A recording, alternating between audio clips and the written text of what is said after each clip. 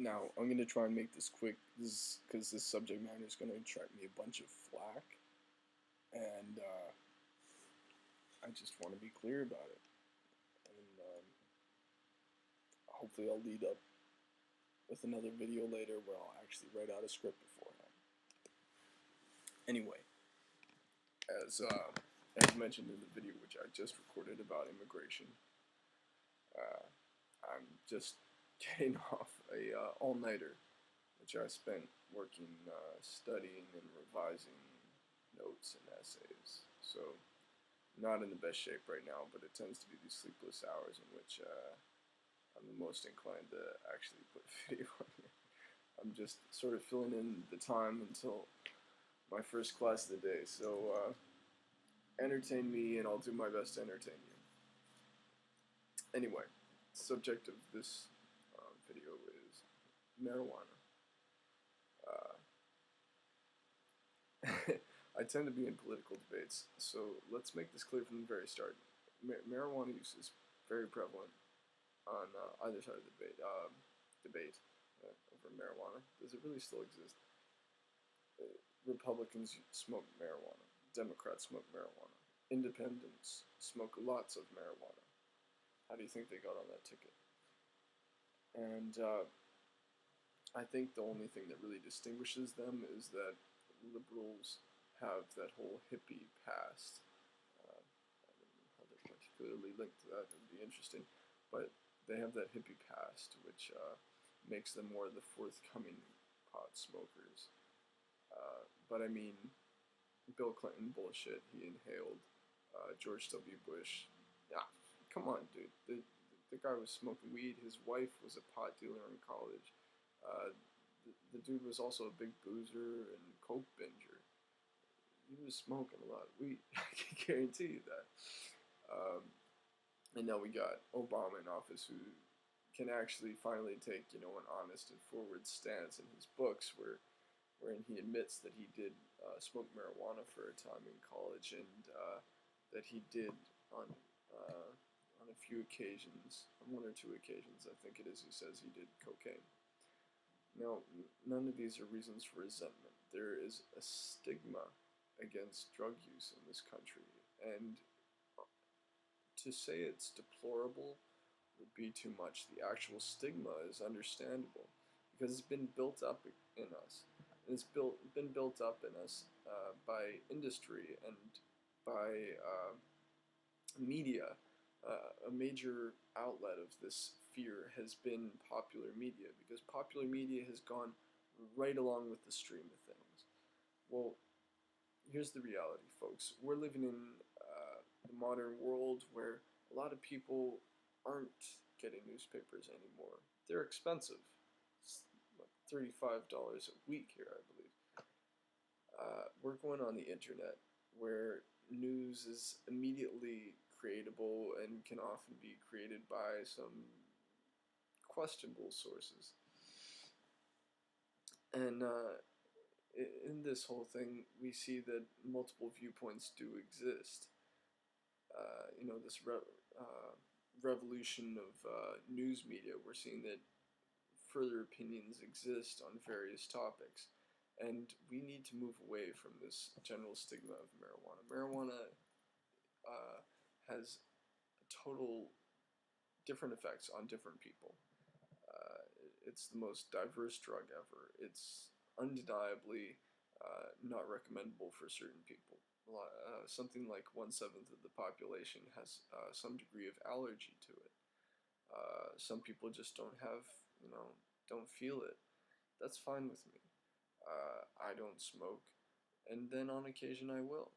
And generally I do that completely alone, because I think it makes me socially anxious, and it, gets me to sleep when I have issues with my medication, which is highly psychotropic, but completely illegal, or rather completely legal without prescription, but ridiculously expensive for my ADD and anxiety and depression.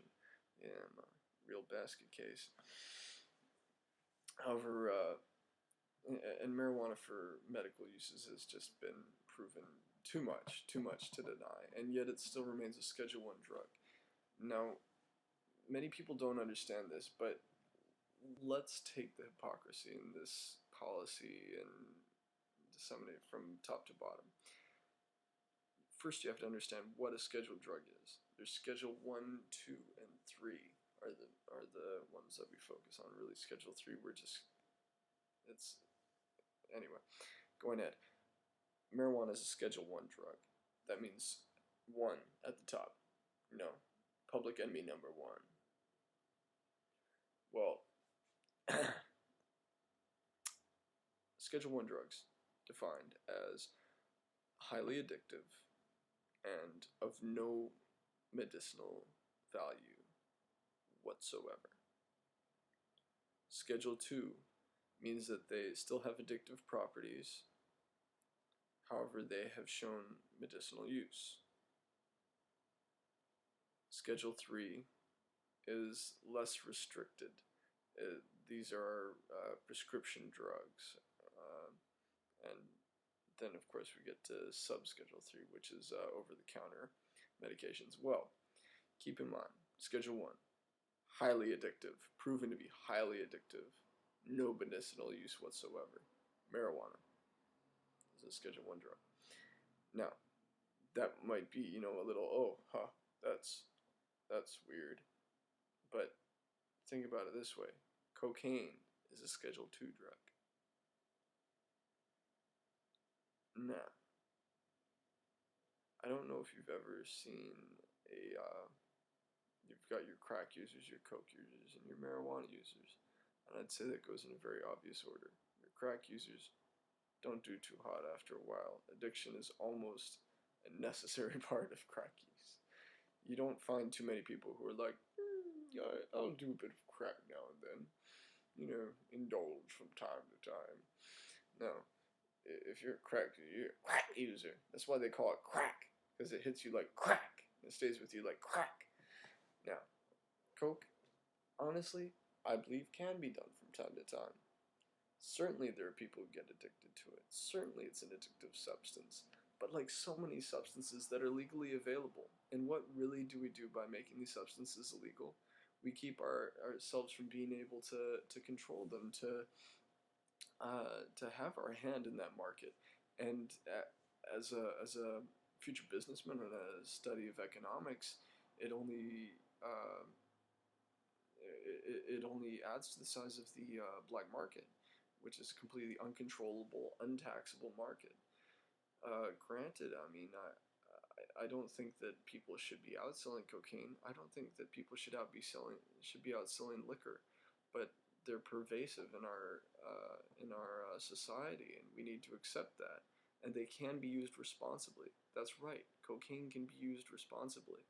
It's not a coincidence that it was used without serious issues as for medical properties in somewhat modern society for several decades, and that's in its its current form, its beaten up form. Laudanum was a major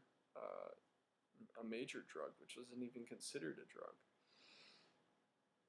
No, marijuana it seems obvious at this point, should be legal. We can control it.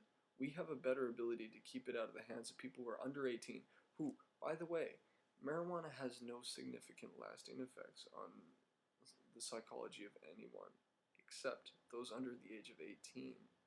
Their brains are still in formative times, and it can unlock psychoses that are buried, that wouldn't otherwise be unlocked. It's been linked to schizophrenia when it's used in childhood. But the fact is, it's a lot easier for a child to buy a 5-bag of weed at a school than it is for him to get liquor. And that's because liquor is controlled. Liquor is in the hands of parents, and it doesn't attract the monetary value that it did during the Prohibition of the 1920s, when it was worth it to smuggle liquor. You don't see that many people who are bootlegging liquor anymore. Of course it happens, but it's not exactly a cottage industry that you hear about that often, is it? But if we really want to keep marijuana and other illegal drugs out of the hands of people who are under 18, we need to make them legal, and we need to control them. And while we're at it, we need to control the drugs that we are distributing legally now much better, because we aren't addressing the issues in sleeping pill abuse, in pain, uh, in pain reliever abuse.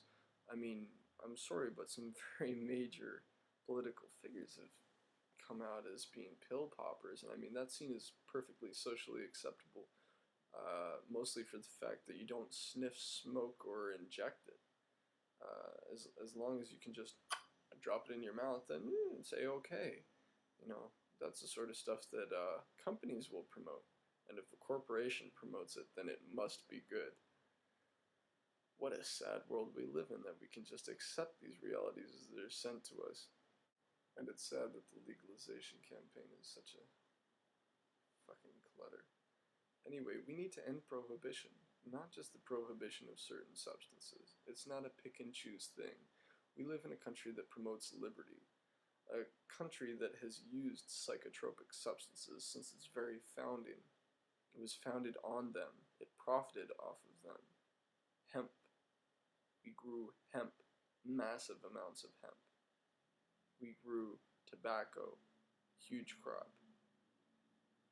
Didn't grow coffee, but we buy a lot of coffee. We need to grow up as a nation and stop saying drugs, bad, and start asking ourselves what drugs really are. We are taking drugs. Literally, when you go into the sunlight, by the definition that we're largely given, we are taking drugs because we are altering our internal chemistry. It adds to our mood. It changes our mood. When we hug someone, it is changing our mood. And I don't think that should be illegal as long as both of the huggers are consenting.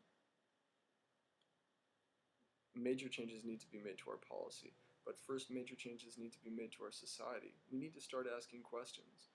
It's not something that we have to start indulging in. You don't have to smoke pot to open your mind. Much the opposite. You'll probably question more if you stay off of it. But we need to be open. We need to be open to freedom. And this isn't freedom. We're being restricted. And as the Jesus freak that I am, I'm going to bring God into this situation one more time. Now, I'm forgetting which chapter and verse this is, but in the latter times men shall speak lies and hypocrisy, commanding to abstain from meats which God hath given his followers to be received with thanksgiving. In other words, in the latter times, the times we're in now, after the first coming of Jesus Christ and before the second coming, there will be men who speak lies and hypocrisy. There will be hypocrites who yell out, commanding for us to abstain, telling us to stop from using green meats, green goods, plants, herbs, which God gave us to use in thanksgiving. It is a sign of the times in the most epic way, in a biblical fashion. As a Christian, I take a stand against prohibition. And as a human being and as a citizen of this country, I suggest that you do too.